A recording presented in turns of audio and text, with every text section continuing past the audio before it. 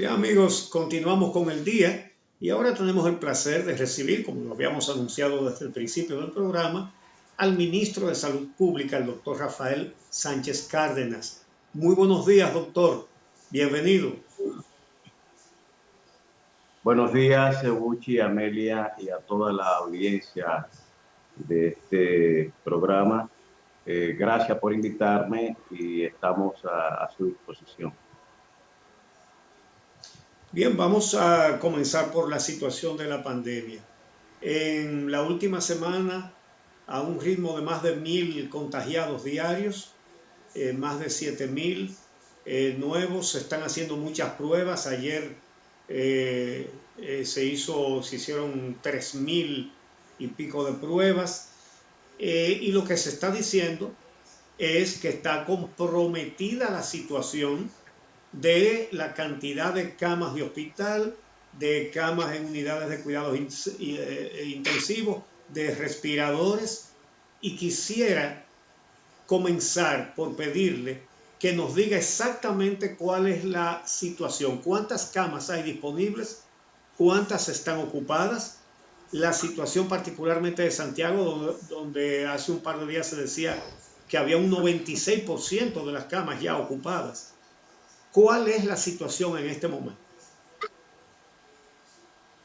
Muy bien, antes que nada quisiera hacer una introducción para que la gente tenga la perspectiva de la enfermedad y cómo ha ido evolucionando. Esto es una combinación de elementos, digamos, sanitarios, económicos, sociales y políticos, que es como vemos la salud, esa combinación de los diferentes elementos. Hasta antes del inicio de la fase 1, el proceso venía en unas curvas de descenso en todos los sentidos, incluso del número de afectados. Y a partir de la apertura, que implica la ruptura del elemento clave principal que tiene que ver con el control de la epidemia, que es el distanciamiento social, más el proceso electoral, que era una obligación sí o sí, porque República Dominicana, debo decir, es el único país de América Latina que ha hecho en medio del COVID-19 un proceso electoral. Los procesos electorales fueron diferidos en la mayoría de los países de América Latina y no han pasado por ello. Entonces nosotros tenemos dos elementos aquí clave. Número uno, la apertura económica de la economía, y número dos, la realización del proceso electoral, que ha inducido a estos datos que ustedes están mencionando de manera correcta. Entonces, la línea estratégica está en cómo las medidas epidemiológicas y poblacionales que se toman, la orientación de la población, su participación en el control y cuidado, el autocuidado propio y familiar, se asocia a las medidas de apertura económica, porque ni el Estado, ni las empresas, ni los propios ciudadanos ya soportaban más el encerramiento que teníamos establecido para controlar la enfermedad. Esto ha traído como consecuencia que hoy, con fase 1, fase 2, fase 3 y prácticamente una mezcla de elementos de fase 4, nosotros tengamos un amplio despliegue económico, social y a la vez lo que era de esperarse, un aumento de los casos exponencialmente que se está dando en el país.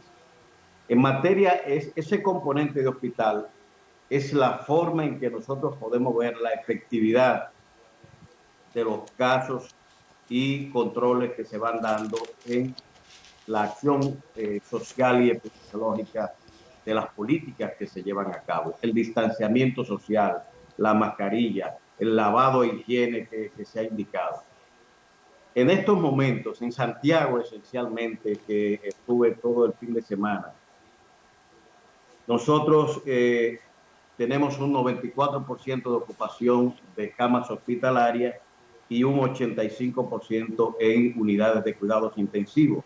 En tanto, el Distrito Nacional tiene 80% de ocupación hospitalaria y un 78% en UCI, unidades de cuidados intensivos. En sentido general, país, estamos en un 78% de ocupación hospitalaria en estos momentos. De modo pues que esa es la situación que tenemos ahora y que implica necesariamente que la labor que se había desplegado se ve amenazada por la apertura y por el proceso electoral que todavía le falta para ese periodo de incubación viral de todo lo que implicó esas actividades una semana más. De manera que en los 14 días después del día 5 nosotros podamos ver el real impacto que este acto cívico electoral ha tenido en el país. Ya lo estamos viendo, es bueno decirlo. Doctor, usted acaba de decir 78% de ocupación hospitalaria a nivel nacional. Eso nos habla de un aumento exponencial importante de la ocupación de las habitaciones disponibles. Varios médicos, reconocidos médicos del país y organizaciones e instituciones han estado abogando porque volvamos a algunas fases que permitan un mayor confinamiento de la población dominicana. ¿Cuáles son las posibilidades de que esto exista? Y con relación a la capacidad hospitalaria, ayer el doctor Amado Alejandro Báez, que preside la comisión que asesora al Ministerio de Salud en este sentido, hablaba incluso de la posibilidad de habilitar nuevos hospitales u hospitales que ya existen, abrir más espacios para que haya una mayor capacidad hospitalaria. Entonces quisiera, por favor, que nos hable de ambas posibilidades. Capacidad hospitalaria que se pudiera abrir y si existe la posibilidad de que volvamos a una de las fases de confinamiento y de emergencia como los vimos anteriormente. Bien, mire, yo en estos momentos preferiría ser un poco más cauto, aunque sí estoy de acuerdo con la intervención y es lo que el Ministerio está haciendo ahora, concluyendo la planificación de los cercos sanitarios y la limitación, incluso de una limitación de la apertura de los negocios hasta las 8 de la noche, como medida de precaución en la que todo, a pesar de que se mantiene la apertura económica, establezcamos un límite en las operaciones comerciales de manera que se pueda reducir la circulación de manera nocturna y limitar todo este proceso de despliegue nocturno que se está dando como una forma de colaborar con el distanciamiento social. Eso yo creo que sería una medida que estamos contemplando realizar a través de resoluciones, de manera que de 8 a 9 cierren los negocios y que volvamos a la limitación de la circulación de personas. Toda aglomeración de personas, como hemos estado viendo, y hoy en la rueda de prensa tenemos videos que pudimos captar en Santiago y aquí mismo en Santo Domingo, acerca de los conglomerados de personas en violación a la normativa fundamental. Si hay algo que en esta epidemia está claro y hemos reiterado permanentemente es el llamado a la población a evitar la conglomeración, el acercamiento, de manera que se evite la transmisión. Y lo que estamos mirando es un comportamiento de la población justamente en grandes núcleos urbanos de ruptura de ese mandato epidemiológico fundamental del distanciamiento físico y creando verdaderos tumultos en colmados, bares, espacios públicos, como pasó ayer en el Monumento de Santiago, que prácticamente estaba entaponado totalmente, gente entrecruzándose por todos lados y en una...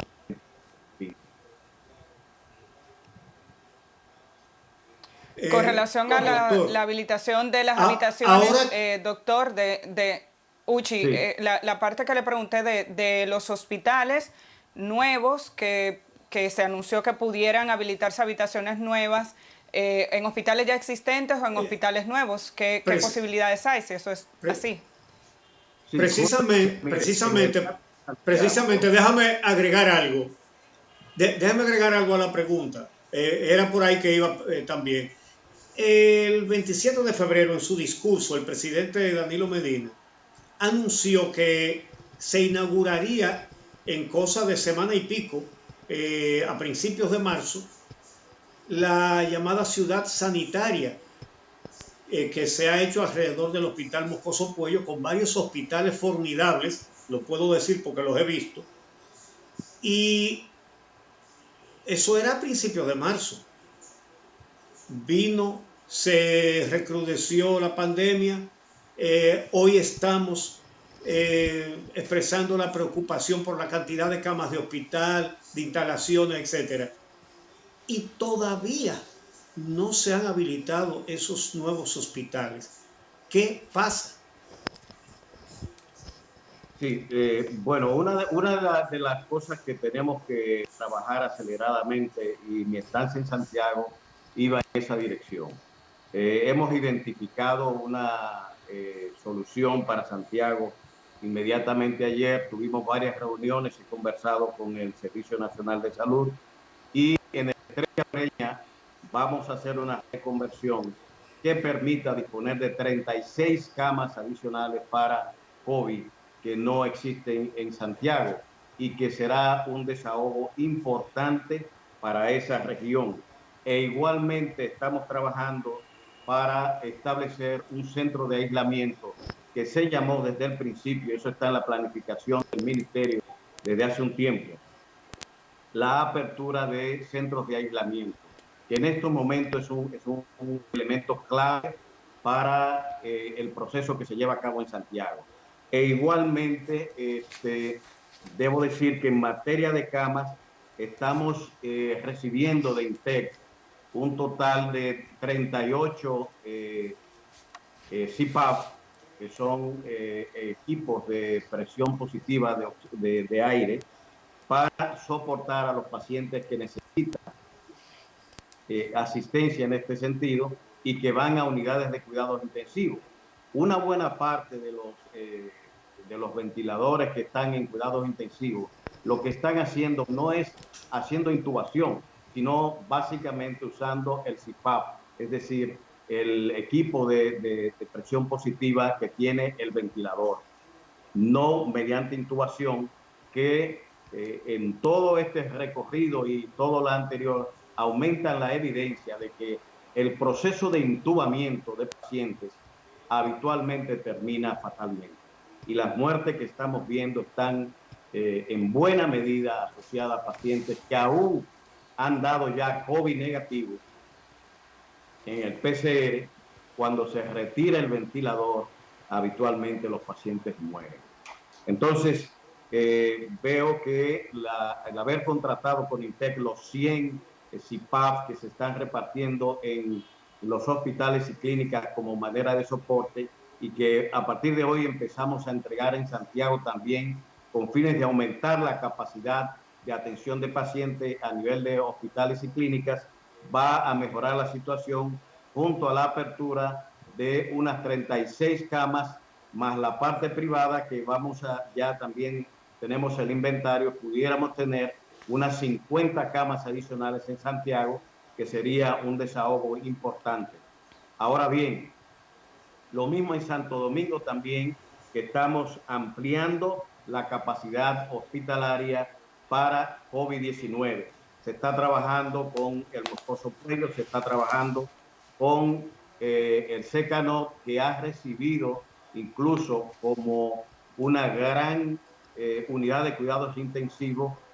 Parte de los equipos que estaban en la ciudad sanitaria, los ventiladores, han sido trasladados al Secanot para ampliar la capacidad de unidades de cuidados intensivos en la que está envuelto ese hospital. De modo pues que estamos en la línea de esta misma semana tener una mayor disponibilidad, pero simultáneamente arreciar las intervenciones con fines de controlar la fuente de estos internamientos que estamos sabiendo, que es la violación del distanciamiento, la violación del uso de las mascarillas, las aglomeraciones irresponsables que se están produciendo en todo prácticamente el país, y que la gente, yo digo que en buena medida está obviando su responsabilidad en la preservación de la salud propia, de su familia, de sus vecindarios, de sus amigos. Doctor, Hay antes de un hacer mi pregunta, no dominicano, quiero que pase por alto la pregunta que hizo Uchi. ¿Qué ha impedido la inauguración de la ciudad sanitaria? Está también pendiente la inauguración del hospital de Bonao. Me imagino que habrá otros en la misma condición. Entonces, la pregunta la hemos hecho de dos formas diferentes, pero todavía no tenemos respuesta. Bueno, el proceso de las elecciones no se podía inaugurar nada. Y lo que tengo entendido es que se está ya preparando las inauguraciones que el presidente tiene que hacer una por una. Y espero que podamos tener respuesta en esa dirección. No es algo que el ministerio prepara, sino que los constructores, la supervisión que se hace de que ya está listo y se da el toque de inauguración, entonces es cuando el presidente asiste. De modo pues que esperamos que a corto tiempo Bonao está prácticamente listo, Neiva también está prácticamente listo. Hay varios hospitales que están a término y que pudieran iniciar la ronda de inauguraciones que el presidente tenía suspendida por mandato de la Junta Central Electoral. Doctor Rafael Sánchez Cárdenas, si nos permite, tenemos que hacer una pausa. Cuando regresemos, entonces continuamos nuestra conversación con usted para saber cuál es la situación en la República Dominicana, el impacto que está teniendo el coronavirus en nuestro país y las posibles medidas que se puedan adoptar a partir de ahora. Hacemos la pausa y regresamos en un momentito. Bueno, continuamos nuestra conversación con el ministro de Salud, el doctor Rafael Sánchez Cárdenas. Hablamos con él sobre el impacto que está teniendo el coronavirus en nuestro país. Antes de irnos a la pausa, doctor, usted hablaba de la habilitación de nuevos centros hospitalarios, por tanto, nuevas habitaciones, y también habló de habilitar centros de aislamiento en Santiago. Hemos visto que continúan las manifestaciones, las protestas ciudadanas cada vez que se habla de la posibilidad de habilitar un centro de salud en una comunidad. A esto se suma el anuncio de la OMS de que no descarta la posibilidad de que el coronavirus se propague por aire a través de espacios cerrados donde hay aire acondicionado, por ejemplo. La acumulación de personas podría facilitar que haya una mayor tasa de contagio. Esto, digamos, que cambia un poco el panorama con relación a lo que habíamos visto hasta ahora. ¿Qué usted podría decirle a esas comunidades que continúan ofreciendo resistencia cuando se habla de habilitar espacios para atender a pacientes con coronavirus? Bueno, lo que he dicho desde el principio, recuerdo en la intervención de Puerto Plata, que algunas comunidades estaban objetando la posibilidad de abrir centros de aislamiento, bajo el alegato de que ellos no podían ser el reservorio de todos los casos de COVID que se estaban produciendo. Y una de las cosas que nosotros decimos, bueno, ¿y dónde se atienden ustedes cuando están enfermos por COVID o por otras enfermedades? Vamos a Puerto Plata. Entonces, en esa comunidad en la que estaba, le explicaba, y entonces, ¿cómo puede esta comunidad negarse a prestar un establecimiento que tiene disponible para cooperar con el interés social si ustedes están haciendo uso en otra comunidad de un bien público o de servicios que están también disponibles para ustedes? Entonces, yo creo que esa resistencia que habitualmente es patrocinada por ciertos liderazgos locales que mal entienden el problema que deben tener en estos momentos. Todas las comunidades que tengan infraestructura disponible deben ponerla a servicio del interés social. Eso es lo que creo. Y por tanto, no importa en cuál de ellas esté, porque no existe una sola comunidad en este país que no tenga que acudir a otra comunidad en procura de asistencia de salud en algún momento. Por tanto, el interés social y público está por encima del interés individual o de una comunidad específica. Pedir a todos esos ciudadanos, a esas comunidades, a que abran sus corazones y se pongan en la línea de cooperación con el interés social que tiene el pueblo dominicano, de que allí donde haya recursos para combatir al COVID, se ponga a disposición de ese interés y no estar en un chauvinismo enfermizo.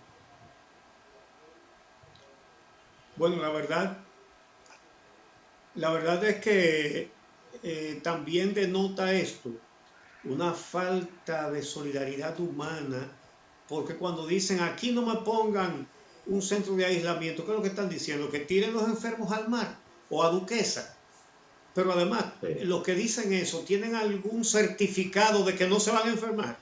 Y cuando se enfermen ellos o sus familiares, entonces van a pedir que sí, que le pongan centro de aislamiento. Hay otro tema, doctor. Hay un dominicano, el doctor Marcos Espinal, que tiene un cargo importante en la Organización Panamericana de la Salud con sede en Washington. Se trata del doctor Marcos Espinal, director de enfermedades transmisibles y análisis de salud de la OPS. Y él señala la situación crítica que tenemos aquí en la República Dominicana con una alta tasa de positividad de 26%, que dice él no debería pasar del 5%. A juicio suyo, ¿por qué tenemos en este momento tan alta tasa de positividad y qué alarmas debería encender eso? Bueno, ciertamente la positividad ha estado en todos los boletines que nosotros hemos emitido. Estamos hablando permanentemente de la tasa de positividad.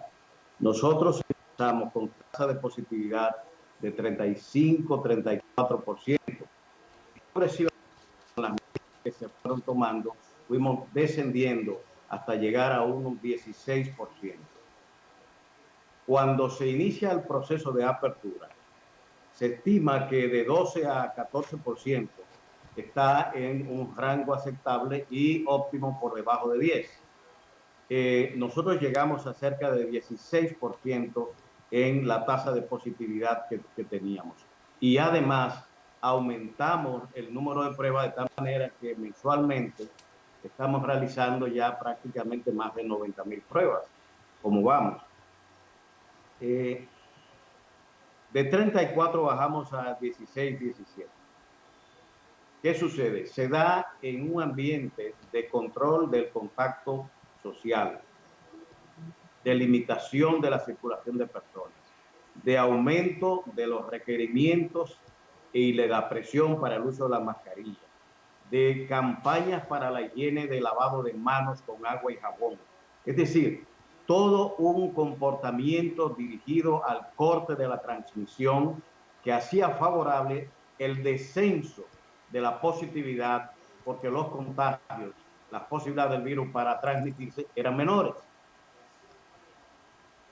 Pasados 3 meses, se presenta el gran dilema que tienen todas las sociedades. Sus economías, sus estados, están consumiendo la despensa que tenían financieras y económicas y necesitaban iniciar los procesos económicos que dan sustento incluso a la parte sanitaria. Entonces, se plantea por fase la apertura económica como una necesidad. Las empresas estaban despidiendo empleados y están todavía despidiendo empleados, estaban entrando en situaciones económicas con quiebras que amenazaban la estabilidad del país también en el plano económico, no solamente sanitario. Y por otra parte, el deber cívico y constitucional de realizar las elecciones. Nosotros no teníamos una brecha que permitiera el no realizar las elecciones. Por tanto, teníamos que cruzar por ese filo de navaja de un proceso electoral y una apertura económica. Indudablemente era algo que solamente había que sentarse a esperar. Iban a producir este pico que estamos viendo y que más al final señala de aumento de la positividad, porque una de las cosas que implica es el principio básico del distanciamiento físico se rompió. Incluso fue fácilmente, y está en todos los medios, el no uso durante la campaña electoral, y todavía en la calle lo estamos viendo anoche, cómo la gente anda tomando sin la menor precaución de uso obligatorio de la mascarilla como está establecido. De modo pues que esa combinación evidentemente que tenía que producir un aumento de la positividad. No es posible conservar en medio de una epidemia una positividad reduciéndose como íbamos, que no sea con las medidas que estábamos tomando de confinamiento, de uso de mascarilla, de educación de la gente para que no incurriera en falta de mantener la higiene y no con la soltura con que la gente ahora se está desenvolviendo y obviando las medidas de precaución que debe tener. Hay una correlación entre una cosa y la otra. Entonces, la positividad en estos momentos está en, como usted dice, en 26%, y nuestro interés y las medidas que se están tomando van desde, esencialmente debemos dirigirla hacia este componente.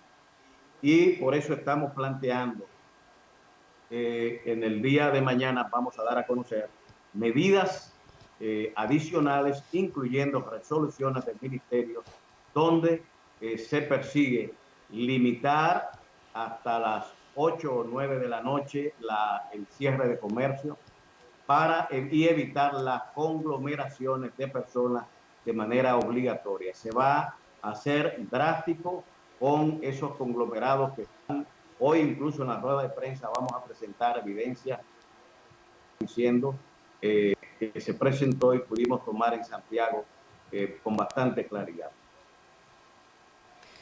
Doctor, precisamente a propósito de ese tema, hay un gráfico del Ministerio de Salud que está en manos de nuestros productores que muestra cómo desde que se aprobó la fase 2, que es cuando ya hubo una mayor circulación de personas, el índice de contagio va aumentando y la tasa de positividad que le hemos estado dando seguimiento, tal y como usted dice, estuvo estable alrededor desde un 16 hasta un 17 por muchos días, pero ya la tenemos en 26. A partir de casos muy puntuales, el Ministerio de Salud ha estado haciendo operativos focalizados. Hizo en el Gran Santo Domingo, en barrios específicamente, en San Cristóbal. Se produjo una situación similar o una acción similar en Puerto Plata, este fin de semana en Santiago. Y yo quisiera saber cuál ha sido la efectividad de este tipo de operativos, sobre todo porque hemos visto que se hacen pruebas rápidas, pero ya sabemos que las pruebas rápidas no son necesariamente totalmente confiables. Vemos gente que se aglomera en las filas donde se quieren ir a hacer esas pruebas. Hay una fumigación como un componente adicional que no entendemos bien cuál es su impacto en medio de esta pandemia, y quisiéramos saber si tienen resultados de esos operativos que se han realizado en esos puntos a los que ya he hecho referencia. ¿Cuál ha sido la efectividad? Bien, nosotros estamos marchando paralelamente entre la apertura y el comportamiento social y las medidas de contención que estamos llevando a cabo. Como yo lo decía, falta una semana para completar el 14 días de incubamiento para tener una idea acabada del impacto que el proceso electoral tuvo. Y si ustedes pueden poner una de las imágenes que le estamos facilitando, podemos ver gráficamente el comportamiento. Hay, como yo decía, esa interrelación entre una cosa y la otra. Las intervenciones nuestras van en la idea de, digamos, amortiguar, mitigar el efecto que esta situación de comportamiento productivo y social, multiplicación del número de contagios en el país, y estamos que tiene la epidemia. Los resultados nosotros actualmente, usted no lo ve inmediatamente con las situaciones, pero creemos vamos a ver qué resultados tiene que estamos midiendo los nuevos casos que se van presentando. Santiago, ponerle un caso que estaba en 30, 35 casos hace poco, con la a 100 casos que se han estado presentando, con 96 en el boletín de hoy. De manera que estas intervenciones de ayer fueron de dos tipos. Uno, el completar en la provincia de Santiago la encuesta cero.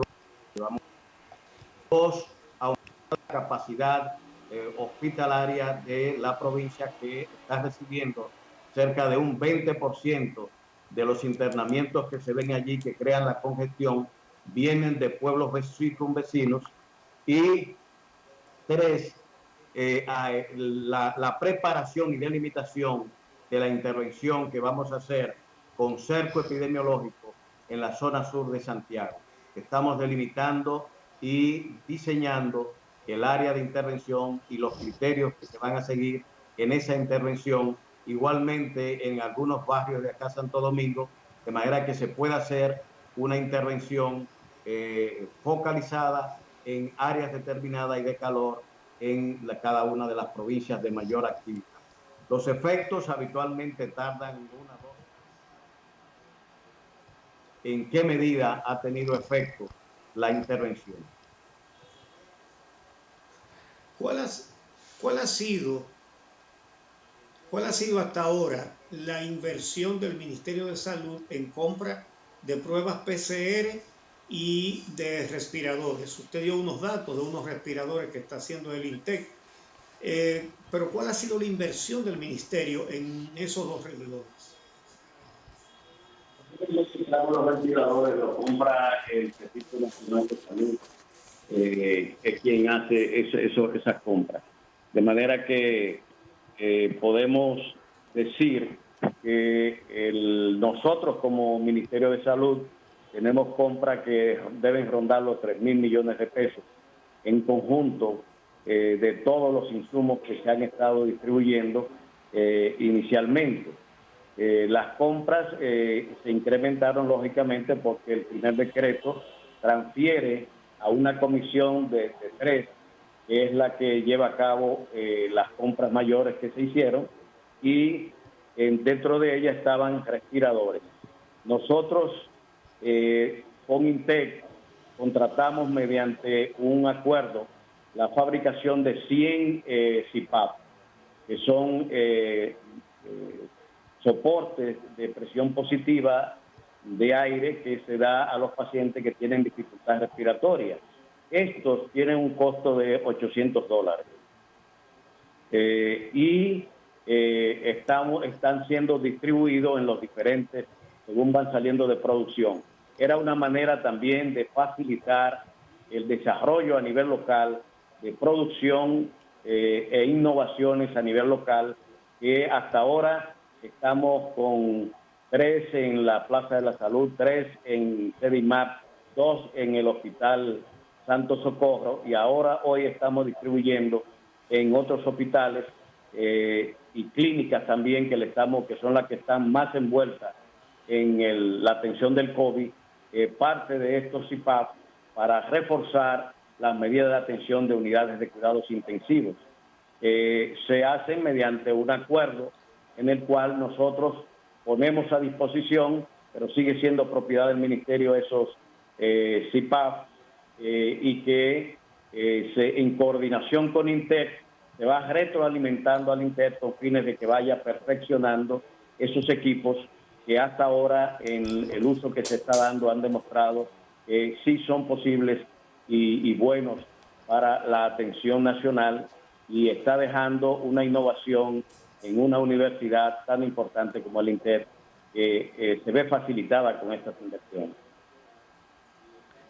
Doctor, hoy se espera una reunión de la Comisión de Enlace del nuevo gobierno, y las actuales autoridades. ¿Cuáles son las expectativas de esa reunión? Si nos puede decir brevemente si está confirmada, qué expectativas se pueden tener y hasta dónde puede avanzar el trabajo conjunto de cara al cambio que habrá de gobierno el 16 de agosto. Si puede ser breve, por favor. Bueno, yo creo que es importante esa reunión y creo más que se debe inmediatamente pasar a que los ministerios hagan las coordinaciones del lugar de manera que el tránsito implique necesariamente una continuidad en la planificación que se tiene frente a la enfermedad, en el caso específico de salud, de manera que no haya un salto, un vacío aquí en las operaciones que se llevan a cabo contra la enfermedad.